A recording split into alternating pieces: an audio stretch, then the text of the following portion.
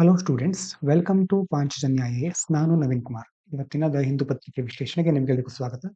ಮೊದಲನೇ ವಿಷಯ, the Supreme Court of India expressed concern over the stress and strain caused to ordinary people in West Bengal due to special intensive revision of electoral rolls.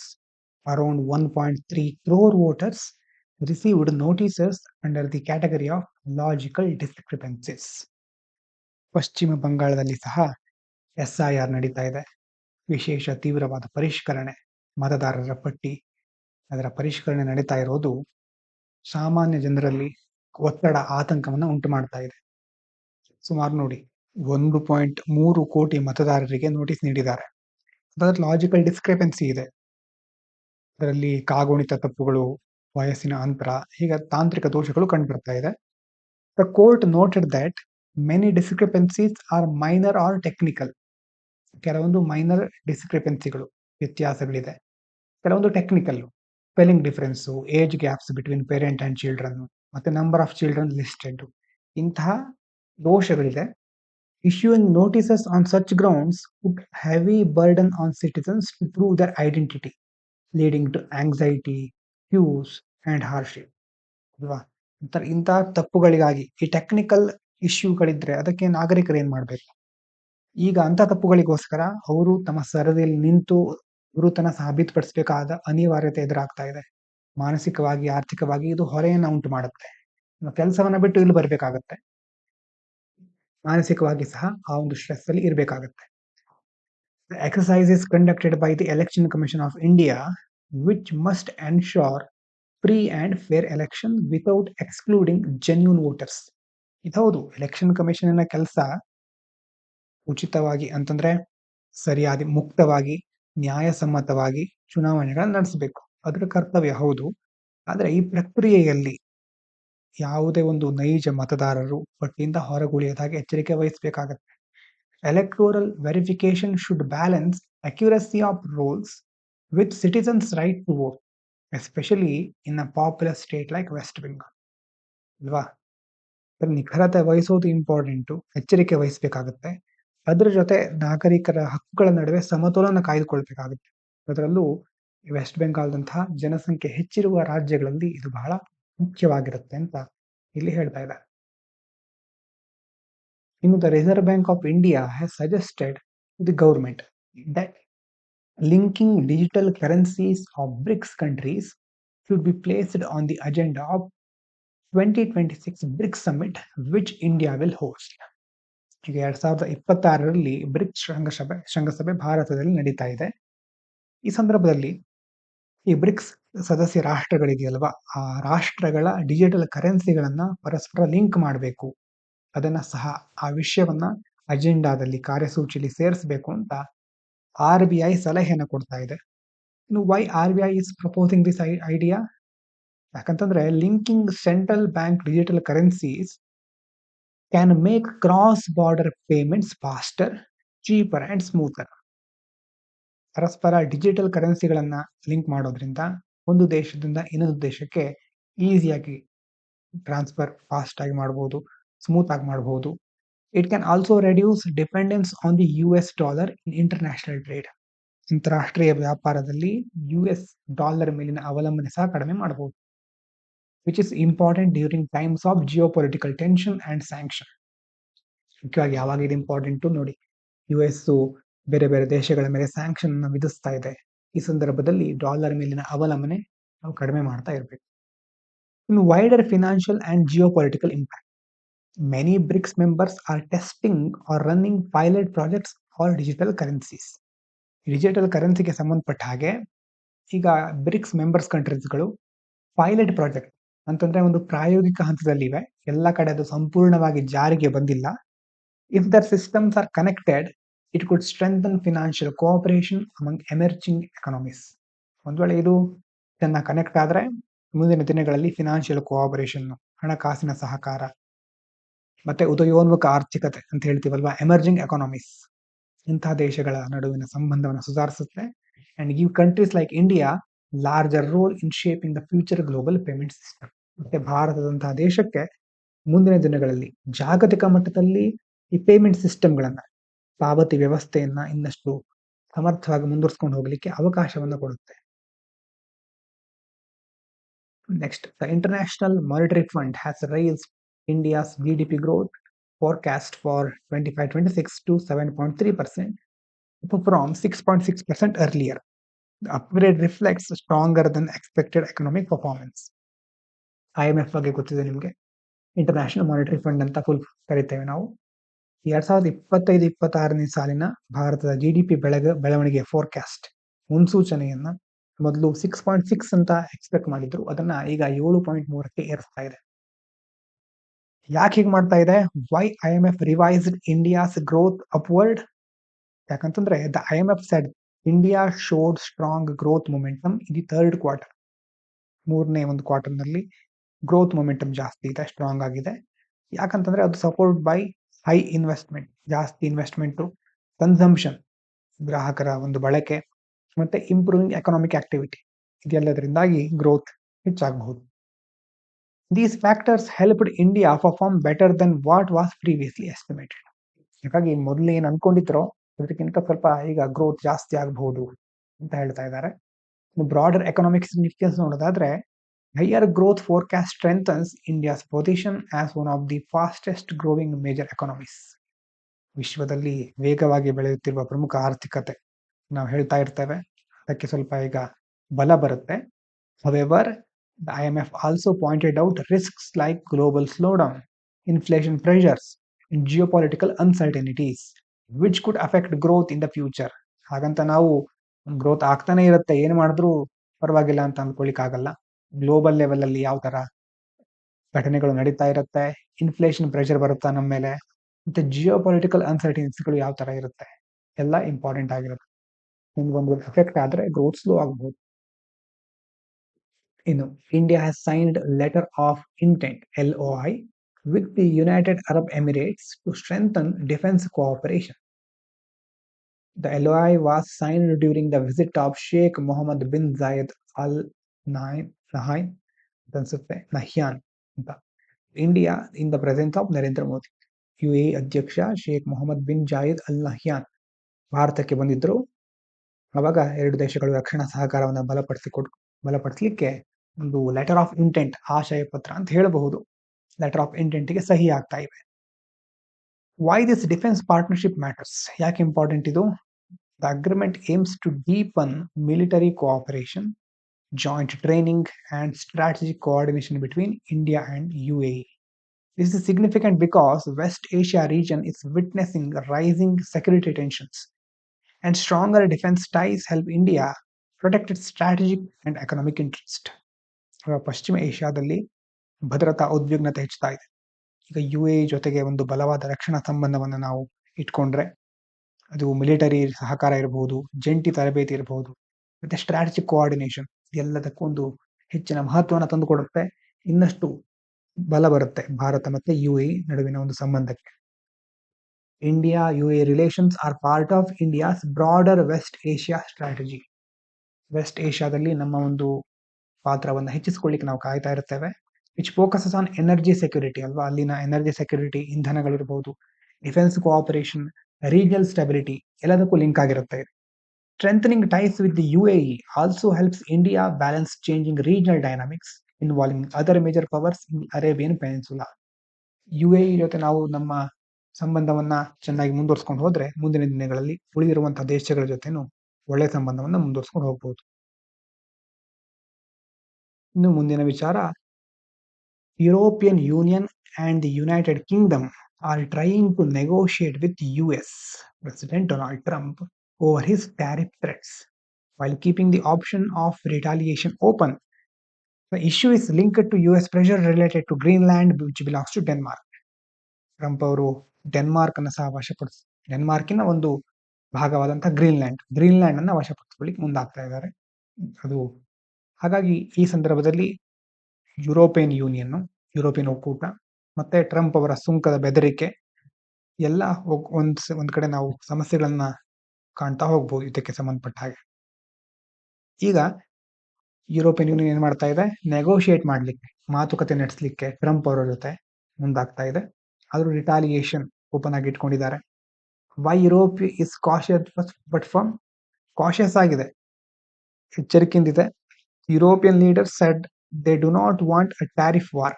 Tariff war ಏನು ಬೇಕಾಗಿಲ್ಲ ನಮಗೆ ಈಗ, but they will not accept economic pressure or blackmail. ಅಲ್ವಾ, ನೀವು tariff ವಾರು ಅಂತ ಹೇಳಿದ್ರೆ ಒಳ್ಳೇದಲ್ಲ, ಅದು ಎಲ್ಲ ಯಾರಿಗೂ ಒಳ್ಳೇದಲ್ಲ. ಆದ್ರೆ ಎಕಾನಾಮಿಕ್ ಪ್ರೆಷರ್ ಇದನ್ನ ಅಥವಾ ಎಕಾನಾಮಿಕ್ ಕಾನ್ಸೆಪ್ಟ್ ಅನ್ನ ಇಟ್ಕೊಂಡು ನೀವು ನಮ್ಮನ್ನ ಬ್ಲ್ಯಾಕ್ ಮೇಲ್ ಮಾಡಬಾರ್ದು, ಅದನ್ನ ನಾವು ಒಪ್ಕೊಳ್ಳೋದಿಲ್ಲ. Tariff imposed by US can hurt European exports and weaken transatlantic trade relations. So Europe is preparing legal and economic countermeasures if talks fail. ಅಮೆರಿಕದ ಜೊತೆ ಮಾತುಕತೆ ನಡೆಸಲಿಕ್ಕೆ ಮುಂದಾಗ್ತಾ ಇದ್ದಾರೆ. ಆದ್ರೆ ಮಾತುಕತೆ ಒಂದ್ ವೇಳೆ ಮುರಿದು ಬಿದ್ರೂ ಸಹ ಏನದಕ್ಕೆ ಮಾಡಬೇಕು, ಕೌಂಟರ್ ಮೆಜರ್ ಏನ್ ತಗೋಬೇಕು ಅನ್ನೋದನ್ನ ಸಹ ಪ್ರಿಪೇರ್ ಮಾಡ್ತಾ ಇದ್ದಾರೆ. ಇನ್ನು bigger trade and diplomacy concern. This reflects a wider trend where trade tools like tariffs are used for geopolitical pressure. ಇದು ಮೊದಲಿಂದ ನಾವು ನೋಡ್ತಾ ಇರೋದು. ಎಕಾನಮಿ ಅಥವಾ ಮಿಲಿಟರಿ, ಇದು ನಾವು ಮತ್ತೊಂದು ದೇಶವನ್ನ ಹೇಗಾದ್ರೂ ನಿಯಂತ್ರಿಸಲಿಕ್ಕೆ ಬಳಸ್ಕೊಳ್ಳುವಂತ ಟೂಲ್ಸ್ ಆಗಿ ಇತ್ತೀಚಿನ ದಿನಗಳಲ್ಲಿ ನೋಡ್ತಾ ಇದ್ದೇವೆ. ಅದರಲ್ಲೂ US ಇದನ್ನ ಬಳಸ್ಕೊಳ್ತಾ ಇದೆ. Such actions can damage global trade stability. ಈ ಟ್ಯಾರಿಫ್ ಗಳನ್ನ ಬಳಸ್ಕೊಳ್ಳೋದು ಮುಂದಿನ ದಿನಗಳಲ್ಲಿ ಜಾಗತಿಕ ಮಟ್ಟದಲ್ಲಿ ಅಮೆರಿಕವನ್ನ ನಂಬಲಿಕ್ಕೆ ಆಗೋದಿಲ್ಲ. ಟ್ಯಾರಿಫ್ ಅಂತ ಹಾಕಬಹುದು, ಅವಾಗ ಎಲ್ಲಾ ದೇಶಗಳು ಏನ್ ಮಾಡುತ್ತೆ, ಡೈವರ್ಸಿಫೈ ಮಾಡ್ತಾ ಹೋಗುತ್ತೆ. ಟ್ರಸ್ಟ್ ಬಿಟ್ವೀನ್ ಅಲೈಸ್, ಮಿತ್ರ ರಾಷ್ಟ್ರಗಳ ನಡುವಿನ ಒಂದು ನಂಬಿಕೆ ಕುಂದು ಹೋಗುತ್ತೆ. ಅಂಡ್ ಮಲ್ಟಿಲ್ಯಾಟ್ರಲ್ ರೂಲ್ಸ್, ಅಲ್ವಾ, ಬಹು ರಾಷ್ಟ್ರಗಳ ನಡುವಿನ ಒಂದು ನಿಯಮಗಳಿಗೆ ಯಾವುದೇ ಬೆಲೆ ಇಲ್ಲ ಅಂತ ಆಗ್ಬಿಡುತ್ತೆ. Pushing countries to balance diplomacy with preparedness for retaliation. ಅಲ್ವಾ, ಯಾವಾಗ ಬೇಕಾದ್ರೂ ದೇಶಗಳು ತಿರುಗಿ ಬೀಳ್ಬಹುದು, ಪ್ರಿಪೇರ್ ಆಗ್ಬಿಡ್ಲಿಕ್ಕೆ. ಅಂತಂದ್ರೆ ಈ ಅಮೆರಿಕ ನಂಬಿಕೊಂಡು ನಾವು ಟ್ರೇಡ್ ಮಾಡ್ಲಿಕ್ಕೆ ಆಗೋದಿಲ್ಲ, ಟ್ಯಾರಿಫ್ ಅನ್ನ ಹಾಕಬಹುದು, ಈ ತರ ಒಂದು ಸಿಚುವೇಶನ್ ಬಂದ್ಬಿಡುತ್ತೆ. ಹಾಗಾಗಿ ಸ್ವಲ್ಪ ದಿನ ಅದು ಆ ಒಂದು ಸ್ಥಿತ್ಯಂತರ ಅಂತ ಹೇಳ್ತೀವಲ್ವಾ, ಟ್ರಾನ್ಸಿಷನ್ ಝೋನ್, ಅದರಲ್ಲಿ ಇದ್ದಾರೆ ಬಹಳಷ್ಟು ದೇಶಗಳು. ನೋಡ್ಬೇಕು ಮುಂದೆ ಹೇಗಾಗುತ್ತೆ. ಇನ್ನು ಇವತ್ತಿನ ಆರ್ಟಿಕಲ್ ನೋಡೋದಾದ್ರೆ, in a changing world it is small tables big dividends. ಇದು ಸಹ ಇಂಟರ್ನ್ಯಾಷನಲ್ ರಿಲೇಷನ್ಗೆ ಸಂಬಂಧಪಟ್ಟಂತ ವಿಚಾರ. In 2026, India's diplomacy will face pressure from big powers, weak global institutions. ಮೊದಲನೇ ಪಾಯಿಂಟ್ ಏನು, ಇತ್ತೀಚಿನ ದಿನಗಳಲ್ಲಿ ಈ ಕಡೆ US ಇದೆ, ಈ ಕಡೆ ಚೀನಾ ಇದೆ, ಅಲ್ವಾ. ಈ ಎರಡು ದೇಶಗಳಿಂದ ಭಾರತಕ್ಕೆ ಒತ್ತಡಗಳು ಬರಬಹುದು, ಭಾರತದ ಮೇಲೆ ಒತ್ತಡವನ್ನು ಹಾಕಬಹುದು ಈ ದೇಶಗಳು. ಆದ್ರೆ ಈ ಸಂದರ್ಭದಲ್ಲಿ UN, G20 ಅನ್ನುವಂತಹ ದೊಡ್ಡ ದೊಡ್ಡ ಇನ್ಸ್ಟಿಟ್ಯೂಷನ್ಗಳಿದೆ. ಆ ಇನ್ಸ್ಟಿಟ್ಯೂಷನ್ಗಳು, ಆ ಸಂಸ್ಥೆಗಳು ಏನೂ ಆಗದೆ ಸುಮ್ಮನೆ ಕೂತ್ಕೊಂಡಿದ್ದಾವೆ. ಯಾಕಂದ್ರೆ ಅಲ್ಲೂ ಸಹ ಟಾಪ್ ಪವರ್ ಯಾರ ಹತ್ರ ಇರುತ್ತೋ ಅವರು ಎಲ್ಲವನ್ನ ನಿಭಾಯಿಸ್ತಾ ಇರ್ತಾರೆ. ಗ್ಲೋಬಲ್ ಇನ್ಸ್ಟಿಟ್ಯೂಷನ್ಗಳು ವೀಕ್ ಆಗ್ಬಿಟ್ಟಿವೆ. ಅದರಲ್ಲಿ ಆರ್ಟಿಕಲ್ ಏನ್ ಹೇಳ್ತಾ ಇದೆ ಅಂತಂದ್ರೆ, India should focus on small tables. ಇಂಥ ದೊಡ್ಡ ದೊಡ್ಡ ದೇಶಗಳ ಜೊತೆ, ದೊಡ್ಡ ದೊಡ್ಡ ಗ್ರೂಪ್ ಜೊತೆ ಇರೋದು ಬಿಡೋದು ಅಂತಲ್ಲ, ಅವರ ಮೇಲೆ ಫೋಕಸ್ ಮಾಡೋದು ಬಿಟ್ಟು, ಸ್ಮಾಲ್ ಟೇಬಲ್ಸ್ ಅಂತಂದ್ರೆ ಲಿಮಿಟೆಡ್ ಗ್ರೂಪ್ಸ್ ಅಂಡ್ ಕೊಲಿಷನ್ಸ್, ಸಣ್ಣ ಸಣ್ಣ ದೇಶಗಳು ಅಥವಾ ಸಣ್ಣ ಸಣ್ಣ ಗುಂಪುಗಳು, ಕೊಲಿಷನ್ಗಳ ಮೇಲೆ ಫೋಕಸ್ ಮಾಡಬೇಕು. Where real works gets done instead of only big global forums. ದೊಡ್ಡ ದೊಡ್ಡ ಗ್ಲೋಬಲ್ ಫೋರಮ್ಗಳಿಗೆ ಮಾತ್ರ ಅಲ್ಲ, ಚಿಕ್ಕ ಚಿಕ್ಕ ಗ್ರೂಪ್ಸ್, ಕೊಲಿಷನ್ಗಳ ಜೊತೆ ನಾವು ಒಳ್ಳೆ ರೀತಿ ಸಂಬಂಧವನ್ನ ಇಟ್ಕೊಂಡಾಗ ನಿಜವಾದ ಕೆಲಸ ಆಗೋದು ಕಾಣಿಸುತ್ತೆ ನಮ್ಗೆ. ಕೇವಲ ದೊಡ್ಡ ದೊಡ್ಡ ಯೋಜನೆಗಳನ್ನ ಘೋಷಣೆ ಮಾಡೋದು ಮಾತ್ರ ಅಲ್ಲ. ಎಕ್ಸಾಂಪಲ್ ನೋಡಿ, inviting the European union leadership together as republic day chief guest. ಅಲ್ವಾ, ಯುರೋಪಿಯನ್ ಯೂನಿಯನ್ ಲೀಡರ್ಶಿಪ್ ಅನ್ನ ಈಗ ಇನ್ವೈಟ್ ಮಾಡ್ತಾ ಇದ್ದಾರೆ ರಿಪಬ್ಲಿಕ್ ಡೇಗೆ. ಹೀಗಾಗಿ ಇದು ಸಹ ನಾವು ಮುಂದಿನ ದಿನಗಳಲ್ಲಿ ಬೆನಿಫಿಟ್ ಆಗಿ ತೆಗೆದುಕೊಳ್ಬಹುದು. ಇಷ್ಟೇ ಅಲ್ಲ, ಇನ್ನೂ ಬೇರೆ ಬೇರೆ ಚಿಕ್ಕ ಚಿಕ್ಕ ಗ್ರೂಪಿಂಗ್ಗಳಿರುತ್ತೆ, ಅವರನ್ನು ಸಹ ಕನ್ಸಿಡರ್ ಮಾಡಬೇಕು. ಅದಕ್ಕೆ ಸ್ಮಾಲ್ ಟೇಬಲ್ಸ್ ಅಂತ ಹೇಳಿದ್ದಾರೆ. ಇಲ್ಲಿ ಏನು ಸ್ಮಾಲ್ ಟೇಬಲ್ಸ್ ಅಂತಂದ್ರೆ, ಸ್ಮಾಲ್ ಫ್ಲೆಕ್ಸಿಬಲ್ ಗ್ರೂಪಿಂಗ್ಸ್, ಸಣ್ಣ ಸಣ್ಣ ಗ್ರೂಪಿಂಗ್ಗಳು. ಏನು ಅದ್ರಲ್ಲಿ ಹೇಗಿರುತ್ತೆ ಅಂತಂದ್ರೆ, ವ್ಯಾರ್ ಫ್ಯೂವರ್ ಕಂಟ್ರೀಸ್ ಟುಗೆದರ್, ಕೆಲವು ದೇಶಗಳು ಒಂದು ಟೇಬಲ್ ಸುತ್ತ ಕೂತ್ಕೊಂಡು ಮಾತುಕತೆ ನಡೆಸುತ್ತೆ. ಆವಾಗ ಡಿಸಿಷನ್ಸ್ ಆರ್ ಫಾಸ್ಟರ್. ಎಲ್ಲರ ಅಭಿಪ್ರಾಯ ಕೇಳಬೇಕು, ಎಲ್ಲರೂ ಒಪ್ಕೊಂಡ ಮೇಲೆ ಡಿಸಿಷನ್ ಕೈಗೊಳ್ಬೇಕು ಅನ್ನೋದು ಇರೋದಿಲ್ಲ. ಔಟ್ಕಮ್ಸ್ ಆರ್ ಪ್ರಾಕ್ಟಿಕಲ್, ಅಲ್ವಾ, ಔಟ್ಕಮ್ಸ್ ಬಹಳ ಪ್ರಾಕ್ಟಿಕಲ್ ಆಗಿರುತ್ತೆ. ಒಬ್ರು ತುಂಬಾ ಆದರ್ಶವಾದಿಗಳಾಗಿದ್ರೆ, ಇನ್ನೊಬ್ರು ತುಂಬಾ ಕ್ಯಾಪಿಟಲಿಸ್ಟ್ ಆಗಿದ್ರೆ ಒಂದಕ್ಕೊಂದು ಸರಿ ಬರೋದಿಲ್ಲ. ಗ್ರೂಪ್ ಚಿಕ್ಕ ಇದ್ದ ಹಾಗೆ ಬಹಳ ಬೇಗ ಡಿಸೈಡ್ ಮಾಡಬಹುದು. ಹಾಗಾಗಿ ಇಲ್ಲಿ ಹೇಳ್ತಾ ಇದ್ದಾರೆ, ಇಂಡಿಯಾ EU ಪಾರ್ಟ್ನರ್ಶಿಪ್, ಇಂಡಿಯಾ ಮತ್ತೆ ಯುರೋಪಿಯನ್ ಯೂನಿಯನ್ ಪಾರ್ಟ್ನರ್ಶಿಪ್ ಇರಬಹುದು, ಬ್ರಿಕ್ಸ್ ಕಂಟ್ರೀಸ್ ಗಳಿರಬಹುದು, ಮತ್ತೆ ಕ್ವಾಡ್ ಇದೆ ನಮ್ದು. QUAD ಕ್ವಾಡ್ರಿಲ್ಯಾಟ್ರಲ್ ಗ್ರೂಪಿಂಗ್ ಏನ್ ಹಾಗಂತಂದ್ರೆ ಯಾವ್ಯಾವ ದೇಶಗಳು ಬರುತ್ತೆ ಕ್ವಾಡ್ ಅಲ್ಲಿ ನೆನಪಿದ್ಯಾ? ಇಂಡಿಯಾ, ಜಪಾನ್, ಆಸ್ಟ್ರೇಲಿಯಾ, US ಈ ತರ ಚತುರ್ಭುಜ ಅಂತ ಕರಿತೇವೆ ನಾವು. ಇಂಡಿಯಾ ಇದೆ, ಜಪಾನ್ ಇದೆ, ಆಸ್ಟ್ರೇಲಿಯಾ ಇದೆ, US ಇದೆ. ಮ್ಯಾಪ್ ನಲ್ಲಿ ನೋಡಿ ಹೋಗಿ, ಈಸಿಯಾಗಿ ನೆನಪಿರುತ್ತೆ. ಕ್ವಾಡ್ರಿಲ್ಯಾಟ್ರಲ್. ಇನ್ನು ಪಾಸಿಟಿವ್ ಪಾಯಿಂಟ್ ಏನ್ ಹೇಳ್ತಾರೆ ಈ ಆರ್ಟಿಕಲ್ ಅಲ್ಲಿ ಅಂತಂದ್ರೆ realistic diplomacy. Big forums like UN, G20 struggle due to rivalry. ದೊಡ್ಡ ದೊಡ್ಡ ಫೋರಮ್ಗಳಲ್ಲಿ ನಾವು ಭಾಗವಹಿಸಿಬಿಟ್ರೆ 20 ದೇಶಗಳಿದೆ ಅಂತ ಇಟ್ಕೊ, ಎಲ್ಲಾ ದೇಶಗಳು ಒಪ್ಕೊಳ್ಳೋದಿಲ್ಲ ಒಂದು ನಿರ್ಧಾರವನ್ನ. ಅದರಲ್ಲೂ ಒಮ್ಮತಕ್ಕೆ ಬರಬೇಕು ಅಂತಂದ್ರೆ ಬಹಳ ದಿನ, ಬಹಳ ಸಮಯ ಬೇಕಾಗುತ್ತೆ. ಎಲ್ಲರಿಗೂ ಅದನ್ನ ಅರ್ಥ ಮಾಡಿಸ್ಬೇಕಾಗುತ್ತೆ. ಸೊ ಬಿಗ್ ಫೋರಮ್ಸ್ UN ಇರಬಹುದು, G20 ಇರಬಹುದು, ಸ್ಟ್ರಗಲ್ ಆವಾಗ ಕಷ್ಟ ಪಡ್ತಾ ಇರುತ್ತೆ. ರೈವಲ್ರಿ ಇರೋದ್ರಿಂದ ಅವರ ನಡುವೆನೆ ರೈವಲ್ರಿ ಇರುತ್ತೆ. ಇನ್ನು ಯುರೋಪ್ ಆಪರ್ಚುನಿಟಿ. ಇಂಡಿಯಾ ಮತ್ತೆ EU ಟ್ರೇಡ್ ಮಾಡ್ಕೊಳ್ಳೋದ್ರಿಂದ ಮಾರ್ಕೆಟ್ ಆಕ್ಸೆಸ್ ಇರಬಹುದು, ಸಪ್ಲೈ ಚೈನ್ ಇರಬಹುದು, protection from US trade pressure. US ನ ಟ್ರೇಡ್ ಪ್ರೆಷರ್ ಇಂದ ನಾವು ನಮ್ಮನ್ನ ಪ್ರೊಟೆಕ್ಟ್ ಮಾಡ್ಕೋಬಹುದು. ಇನ್ನು balanced BRICS role. India can push development finance without anti West politics ಅಲ್ವಾ? ನಾವು ಆಂಟಿ ವೆಸ್ಟ್ ಅಂದ್ರೆ ಆ ಕಡೆ ನಮ್ಮ ಯುರೋಪ್ ಆದ್ಮೇಲೆ ಅಮೆರಿಕ ಇರಬಹುದು, ಅದನ್ನ ಸ್ವಲ್ಪ ಸೈಡಿಗೆ ಇಟ್ಟು ನಾವು ನಮ್ದೇ ಆದ ಫಿನಾನ್ಸ್ ಡೆವಲಪ್ಮೆಂಟ್ ಕಡೆ ಫೋಕಸ್ ಮಾಡಬಹುದು. Useful Quad, focus on public goods. Quad ಅಂತಂದ್ರೆ ಮೇಲ್ಗಡೆ ಹೇಳಿದ್ನಲ್ವಾ, ಆ ಒಂದು ಗ್ರೂಪಿಂಗ್ ನಲ್ಲಿ ಮ್ಯಾರಿಟೈಮ್ ಸೆಕ್ಯೂರಿಟಿ, ಡಿಸಾಸ್ಟರ್ ರಿಲೀಫ್ ಇಂತಹ ವಿಷಯಗಳು ಬಹಳ ಪ್ರಮುಖವಾಗಿರುತ್ತೆ. ಇಂಡೋ ಪೆಸಿಫಿಕ್ ರೀಜನ್ ಅಂತ ಕರೀತೇವೆ. ಇಂಡೋ ಪೆಸಿಫಿಕ್ ಅಂತಂದ್ರೆ ಇಂಡಿಯನ್ ಓಷನ್ ಗೊತ್ತಿದೆ ನಿಮ್ಗೆ, ಹಿಂದೂ ಮಹಾಸಾಗರ. ಇಲ್ಲಿ ಆಸ್ಟ್ರೇಲಿಯಾ ಹತ್ರ ಬರೋದು ಪೆಸಿಫಿಕ್ ಓಷನ್. ಆ ಒಂದು ರೀಜನ್ ಇದೆಯಲ್ವಾ, ಅದು ಇಂಡೋ ಪೆಸಿಫಿಕ್ ರೀಜನ್. ಈ ಒಂದು ವಿಭಾಗದಲ್ಲಿ maritime security important, disaster relief ಮತ್ತೆ ಇನ್ನೂ ಹಲವಾರು ಕೋಆಪರೇಟಿವ್ ಕಾರ್ಯಕ್ರಮಗಳು ಬಹಳ ಬೇಕಾಗುತ್ತೆ. ಮತ್ತೆ India as A bridge builder ಅಲ್ವಾ? ಇಂಡಿಯಾ ಅನ್ನೋದು ಈಗ ಬ್ರಿಡ್ಜ್, ಯಾಕಂದ್ರೆ ಎಲ್ಲರ ಜೊತೆ ನಾವು ನ್ಯೂಟ್ರಲ್ ಆಗಿರುತ್ತೇವೆ. ಆಲ್ಮೋಸ್ಟ್ ಒಳ್ಳೆ ಸಂಬಂಧವನ್ನ ಮುಂದುವರ್ಸ್ಕೊಂಡು ಹೋಗ್ಲಿಕ್ಕೆ ಕಾಯ್ತಾ ಇರ್ತೇವೆ. ನಮ್ಮನ್ನ ಒಂದು ಪ್ರಾಬ್ಲಮ್ ಸಾಲ್ವರ್ ಅಂತ ಕನ್ಸಿಡರ್ ಮಾಡ್ತಾರೆ ಎಷ್ಟೋ ಸಾರಿ. ಮತ್ತೆ ನಾಟ್ ಎ ಚಾಮ್ ಫಾಲೋವರ್ಕ್ಕಿಂತ ಈಗ ಪ್ರಾಬ್ಲಮ್ ಸಾಲ್ವರ್ ಅಂತ ನಿಧಾನವಾಗಿ ಕನ್ಸಿಡರ್ ಮಾಡ್ತಾ ಇವೆ. ಮತ್ತೆ ನಮ್ಮ ದೇಶದ ಸಂಪನ್ಮೂಲ ಇರಬಹುದು, ಪಾಪ್ಯುಲೇಷನ್ ಇರಬಹುದು, ಮಾರ್ಕೆಟ್, ಇದೆಲ್ಲ ದೇಶಗಳಿಗೂ ಬಹಳ ಉಪಯುಕ್ತವಾಗಿರುತ್ತೆ. ಇದ್ರಲ್ಲಿ ನೆಗೆಟಿವ್ ಪಾಯಿಂಟ್, ರಿಸ್ಕ್ ಏನು ಅಂತ ಹೇಳ್ತಿದ್ದಾರೆ ಅಂತಂದ್ರೆ ಓವರ್ ಸ್ಟ್ರೆಚಿಂಗ್ ಡಿಪ್ಲೊಮೆಸಿ ಅಂತಂದ್ರೆ EU ಇರಬಹುದು, ಬ್ರಿಕ್ಸ್, ಕ್ವಾಡ್ ಎಲ್ಲವನ್ನ ನಿಭಾಯಿಸಬೇಕು ಅಂತಂದ್ರೆ ಕೆಪಾಸಿಟಿ ಜಾಸ್ತಿ ಮಾಡ್ಕೋಬೇಕು. ನಮ್ಮ ಸ್ಟ್ರೆಂತ್ ಇನ್ನಷ್ಟು ಜಾಸ್ತಿ ಆಗ್ಬೇಕು. ಮತ್ತೆ ಟ್ರೇಡ್ ಆಫ್ಸ್ ಇರುತ್ತೆ ಅಂತಂದ್ರೆ EU partnership means stricter standard for Indian firms.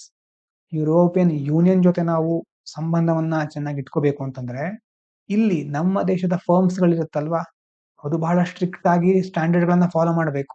European union ಅಥವಾ ಯುರೋಪ್ಗೆ ನಾವು ಪ್ರಾಡಕ್ಟ್ ಅನ್ನ ಎಕ್ಸ್ಪೋರ್ಟ್ ಮಾಡಬೇಕು ಅಂತಂದ್ರೆ ಅವರ ಸ್ಟ್ಯಾಂಡರ್ಡ್ ತುಂಬಾ ಹೈ ಇರುತ್ತೆ. ಎನ್ವೈರನ್ಮೆಂಟಲ್ ಆಗಿ ಎಷ್ಟೋ ರೂಲ್ಸ್ ಗಳಿರುತ್ತೆ, ಅದನ್ನ ನಾವು ಫಾಲೋ ಮಾಡಬೇಕಾಗುತ್ತೆ. ಇನ್ನು BRICS tension, risk of being seen as anti West if messaging is careless ಅಲ್ವಾ? ಎಷ್ಟೋ ಸಾರಿ ಅಮೆರಿಕದ ವಿರುದ್ಧನೇ ಇರೋದು ಬ್ರಿಕ್ಸ್ ಅಂತ ಟ್ರಂಪ್ ಅವರು ಹೇಳ್ತಾ ಇರ್ತಾರೆ. ಬ್ರಿಕ್ಸ್ ಅನ್ನೋದು ಒಳ್ಳೆ ಸಂಘಟನೆ ಅಲ್ಲ ಅನ್ನೋ ರೀತಿ ಅವರು ಮಾತಾಡ್ತಾ ಇರ್ತಾರೆ. ಹಾಗೆ ಆಂಟಿ ವೆಸ್ಟ್ ಅನ್ನೋ ರೀತಿಯದ್ದು ಬಿಂಬಿತ ಆಗಬಹುದು.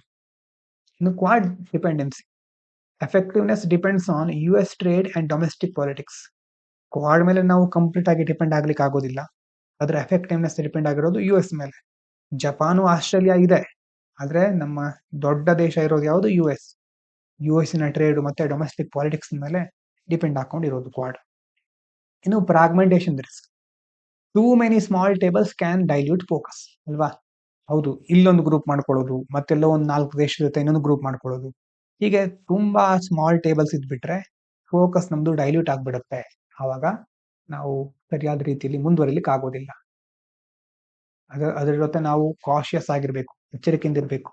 UN ಅಥವಾ G20 ಮೇಲೆ ಫೋಕಸ್ ಮಾಡಿ ಅಲ್ಲಿನ ರಿಸಲ್ಟ್ ಬರುತ್ತೆ ಅಂತ ಎಕ್ಸ್ಪೆಕ್ಟ್ ಮಾಡ್ಲಿಕ್ಕೆ ಆಗೋದಿಲ್ಲ. ಮತ್ತೆ ಬ್ರಿಕ್ಸ್ ಕಂಟ್ರಿ ಸಹ ಈಗ ಆಂಟಿ ಡಾಲರ್ ಆಗ್ತಾ ಇದೆ, ಆಂಟಿ ವೆಸ್ಟ್ ರೆಟೋರಿಕ್, ವೆಸ್ಟ್ಗೆ ವಿರುದ್ಧವಾಗಿ ಮಾತುಕತೆಗಳು ಕೇಳಿ ಬರ್ತಾ ಇದೆ. So symbolic summits without delivery. ಎಷ್ಟೋ ಸಾರಿ ಇಂಥ ಸಮಿಟ್ಗಳಲ್ಲಿ ಸಿಂಬಾಲಿಕ್ ಆಗಿ, ಸಾಂಕೇತಿಕವಾಗಿ ಮೀಟಿಂಗ್ ಗಳನ್ನ ನಡೆಸ್ತಾ ಇರ್ತಾರೆ, ಆದ್ರೆ ಅದರಿಂದ ಆಗ್ತಕ್ಕಂತಹ ಇಂಪ್ಲಿಮೆಂಟೇಷನ್, ಡೆಲಿವರಿ ಮೆಕಾನಿಸಮ್ಸ್ಗಳು ಯಾವುದು ನಮ್ಗೆ ಕಂಡು ಬರೋದಿಲ್ಲ. ಏನ್ ಮಾಡಬೇಕು ವೇ ಫಾರ್ವರ್ಡ್ ಅಲ್ಲಿ? Prioritize few workable coalitions. ಕೆಲವು ಕಾರ್ಯರೂಪಕ್ಕೆ ಬರುವಂತಹ ಕೊಲಿಷನ್ಗಳ ಕಡೆ ನಾವು ಹೆಚ್ಚು ಆದ್ಯತೆ ಕೊಡಬೇಕು. ಯುರೋಪಿಯನ್ ಯೂನಿಯನ್ ಜೊತೆ ಫಾಸ್ಟ್ ಬಹಳ ಬೇಗ ಟ್ರೇಡು, ಸ್ಟ್ಯಾಂಡರ್ಡು, ಸಪ್ಲೈ ಚೈನ್ಗಳಿಗೆ ಸಂಬಂಧಪಟ್ಟ ಹಾಗೆ ಬೇಗ ಆಕ್ಷನ್ ನಾವು ನಮ್ಮ ಕ್ರಮವನ್ನು ತೆಗೆದುಕೊಳ್ಬೇಕಾಗುತ್ತೆ. ಬ್ರಿಕ್ಸ್ ಜೊತೆ ಡೆವಲಪ್ಮೆಂಟ್ ಫಿನಾನ್ಸ್ ಮತ್ತೆ ಗ್ಲೋಬಲ್ ಸೌತ್ ಅಂತಂದ್ರೆ ಏನು? ಡೆವಲಪಿಂಗ್ ಅಥವಾ under developed Nations, global south ಅಂತ ಕರೆಸ್ಕೊಳ್ಳುತ್ತೆ. ಅಂತಹ ಗ್ಲೋಬಲ್ ಸೌತ್ ದೇಶಗಳ ನೀಡ್ಸ್ ಅನ್ನ ನಾವು ಸರಿಯಾಗಿ ಪರಿಗಣಿಸಬೇಕಾಗತ್ತೆ. ಕ್ವಾಡ್ ಅಲ್ಲಿ ಡಿಸಾಸ್ಟರ್ ರಿಲೀಫ್, ಮ್ಯಾರಿಟೈಮ್ ಅವೇರ್ನೆಸ್ಗೆ ಜಾಸ್ತಿ ಮಹತ್ವ ಕೊಡೋದು, ಸರ್ವಿಸ್ ಡೆಲಿವರಿ ಕಡೆ ಪ್ರಾಮುಖ್ಯತೆ ಕೊಡೋದು, ಮತ್ತೆ avoid ideology, focus on functionality and outcomes ಅಲ್ವಾ. ಯಾವುದೋ ಒಂದು ಸಿದ್ಧಾಂತ ಹೀಗಿದೆ ಆಗಿದೆ ಅಂತ ನಾವು ಹೇಳಿಕ್ ಆಗಲ್ಲ ಎಷ್ಟೋ ಸಾರಿ. ಅವರ ಐಡಿಯಾಲಜಿ ಅವಾಯ್ಡ್ ಮಾಡಿ ಫಂಕ್ಷನಾಲಿಟಿ ಮತ್ತೆ ಔಟ್ಕಮ್ ಮೇಲೆ ನಾವು ಫೋಕಸ್ ಮಾಡಬೇಕು. ಮತ್ತೆ use India hosted forums, AI forum ಇರ್ಬೋದು, ಈ ವರ್ಷ ಆಗ್ತಾ ಇದೆ, ಮುಂದೆ ಟೆಕ್, ಕ್ಲೈಮೇಟ್, ಹೀಗೆ ಫೋರಂಗಳನ್ನ ಹೋಸ್ಟ್ ಮಾಡಿ ಲೀಡರ್ಶಿಪ್ ಗ್ಯಾಪ್ ಅನ್ನು ಫಿಲ್ ಮಾಡಬೇಕು. ಹಾಗಾಗಿ in a fragmented world, India's diplomatic success will depend not on the largest forums but on smaller coalitions that deliver concrete result ಅನ್ನೋದು ಈ ಒಂದು ಆರ್ಟಿಕಲ್ನ ಸಾರಾಂಶ. ಅಂತಂದ್ರೆ ದೊಡ್ಡ ದೊಡ್ಡ ದೇಶಗಳ ಜೊತೆ ನಾವು ಇದ್ಬಿಟ್ರೆ ನಮ್ಮ ದೇಶ ಬೆಳೆಯೋದಿಲ್ಲ. ಅವರ ಜೊತೆ ಚೆನ್ನಾಗಿರ್ಬೇಕಾಗತ್ತೆ, ಹೌದು.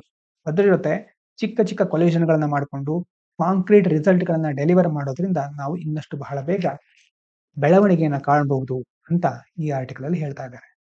ಇಷ್ಟು ಇವತ್ತಿನ ಮುಖ್ಯವಾದ ವಿಚಾರಗಳು. ಎಲ್ರಿಗೂ ಧನ್ಯವಾದಗಳು. ಇದು ಪಾಂಚಜನ್ಯ IAS.